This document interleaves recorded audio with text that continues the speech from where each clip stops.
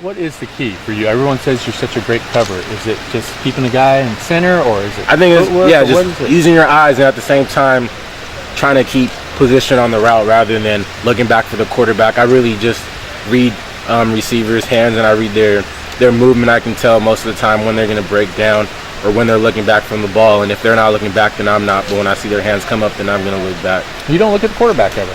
Not really. I mean, once I get position on the ball, then I can look back. But if I don't get position, I just play the man. Mm-hmm. Now, it seems like this year you haven't been thrown at much, and that's kind of a sign of respect. Would you rather be thrown at, or?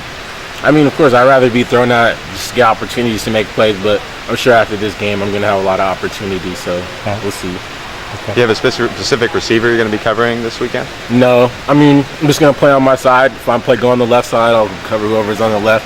If I go on the right, I'll cover who's on the right. I mean, me and Terrence, I think we can cover anybody, so we're not really worried about covering a specific guy. They come our way. If they're in the slot, wherever we line up, that's who we're going to cover. What do you make of Harper, Chris Harper? He was a pretty good receiver last year when I went against him, so I'm sure that he's developed this year.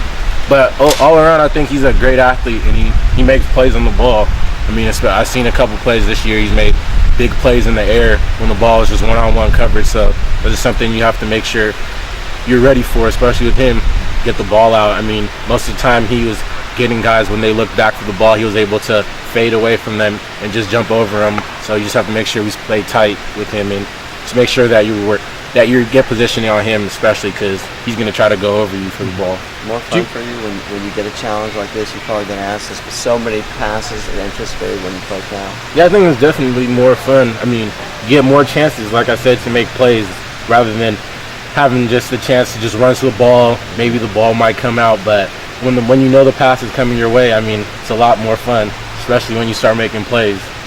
Do you guys all study together? Study together?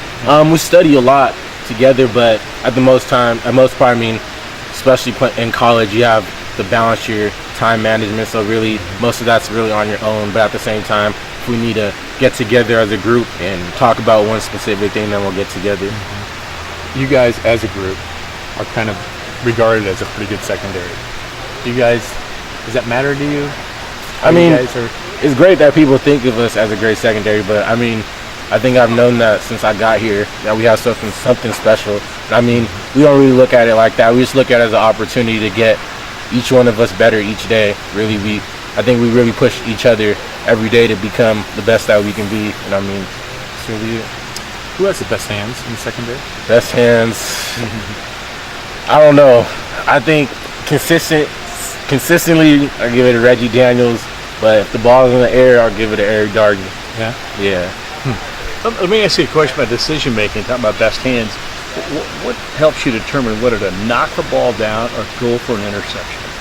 I feel like if I'm able to close the gap earlier in the receiver's route, then I'll look back and try to make an interception. But if I'm a little late on it, then I'll still make sure I get the opportunity to get positioning and knock the ball out. So really just depending on how I break on the play and if I'm in the right position, if I'm not flat-footed, then I'll go for the ball. But if the receiver gets a little separation on me, I'm going to have to close and just try to knock the ball out.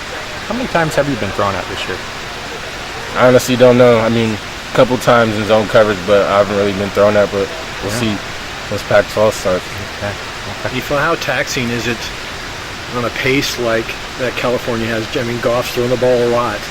How taxing is it on the secondary to face that pace? I mean, you guys do it here, obviously, but is it pretty taxing on you? I think we'll be fine.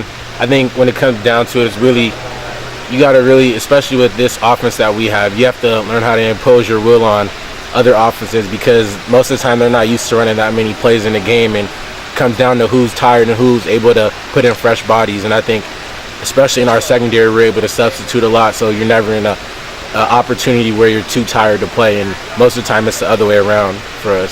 Is there a specific player in Cal that you're worried about? Is it kind of the schemes, or is there, like, I know Goff is obviously very prolific. I mean, I don't think we're worried about any specific player. We don't really think about that too much. We're just really worried about on the concept that they run and their type of offensive style and how they try to get their playmakers open. Really, that's it. We're not really worried about a specific person, just rather doing our job and making sure that we have the right defense each play that we go out there to make the best opportunity to make.